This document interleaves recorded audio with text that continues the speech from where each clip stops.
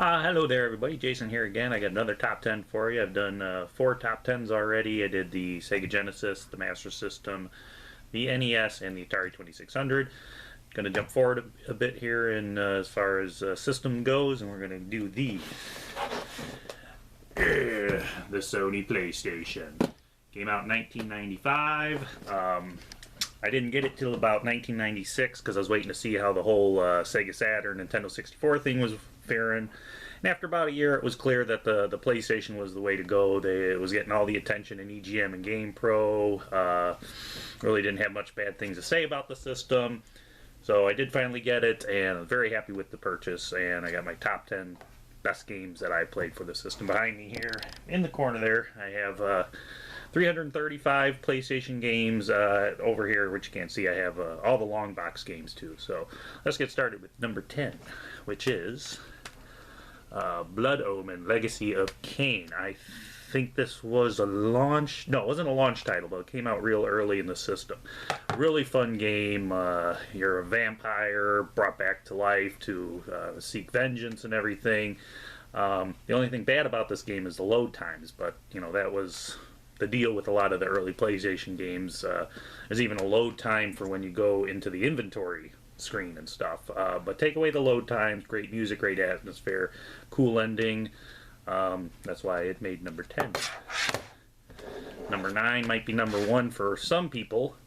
Castlevania Symphony of the Night. The start of the whole Metroidvania games, great music. I'm sure you've seen enough things on the internet here to know that this is a great game. If you have a PlayStation and you're a Castlevania fan, you have to have this game. Absolutely great. Everything. Music, graphics, bosses, epic battles. Great game. That's why it's number 9. Number 8, probably nobody else would have this on their top 10, but I do. And that is Car and Driver Grand Tour Racing. This was like the first racing game I bought for the new 32-bit systems, and I really like it. Even some people probably it's dated. If you put it in now, you might go, "Oh, I don't see what's so great about it." But when I got it at the time, it was a lot of fun. I love the music. I love that there's you could do rally cars, sports cars, and stuff like that. A lot of different tracks. Very challenging when you get up to the final levels of the game. There's a few. I don't think I passed 3 of the courses. I guess I gave up. It got too frustrating. But this is like one of my favorite racing games of all time. Absolutely love it. Then we get into number 7. Very cool game is Oddworld Abe's Odyssey. Kind of a 2D game for a 3D system. The graphics are great. The story is original, cool, funny, real funny cutscenes. A lot of fun to play. I think I passed it. I found all of the guys you have to find in the game to get the complete ending.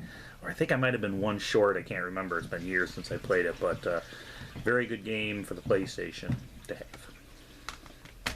have. See, number 6 is Crash 2.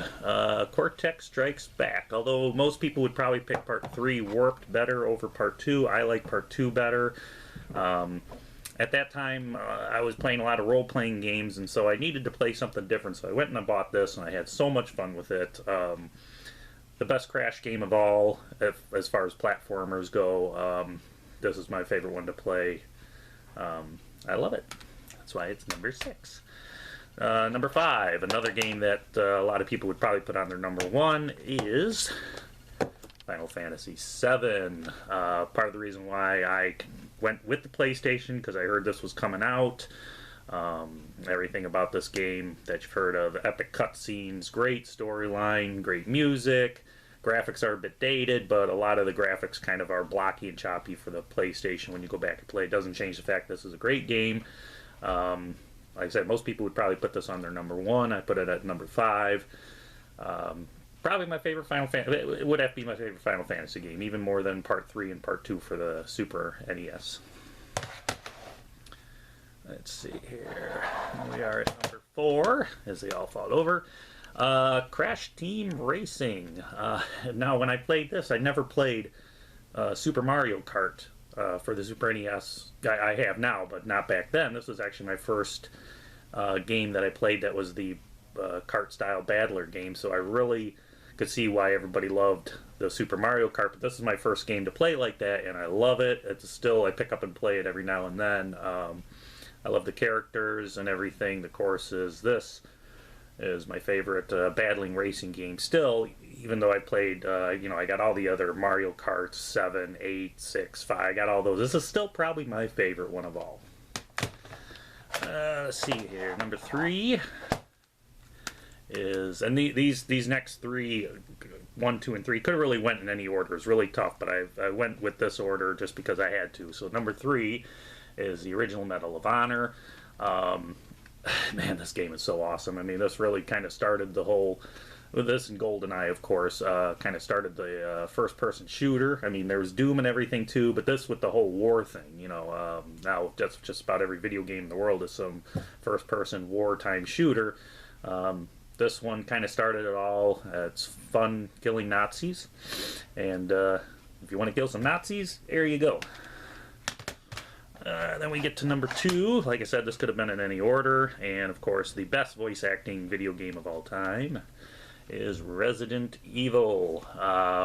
It pretty much started the whole horror genre. Again, this was the reason why I went with the PlayStation. I know this was coming out for the Saturn too, but they just kept saying how good it was. I've always been afraid of spiders, so the big spiders in this game just scared the crap out of me. Probably still do. I haven't played it in a while, but... of course, the cheesy voice acting, who cares? I mean, it's part of what makes the game so great. I mean, you know, there's nothing wrong. It's funny. You get to play, you get to laugh about the voice acting and everything, and really great game. Number 2 could have been number 1, but this game is the one that won the top spot, because if you think the board game is fun, you have got to play Life for the PlayStation. Of course, I'm kidding. No, the number 1 game, and this too was a game why I went with the PlayStation over the other ones, as I kept reading about this game, is Twisted Metal 2. It takes my number 1 spot. Still pick up and play it. It's just a fun game. The weapons, the characters, I passed it with every single car that's on here, and started my love for the, you know, I have Rogue 2489, I have Vigilante 8, I have all the Twisted Metals. I know a lot of people don't like 3. I thought 3 was okay. But this is the best. Even my kid, I gave it to my 9-year-old kid to play, and he loved it. Definitely the best game. Well, I wouldn't say definitely best game for the system, but, you know, takes my number 1 spot. So that's my top 10 for the PlayStation games. Really good system. I've got another top 10 coming. I'm not sure which one I'm going to do next. Maybe the Sega CD, maybe the Dreamcast. I'll hope you enjoy it. Any comments you want to give me, let me know what game you think should have been in the top 10, and thanks for watching.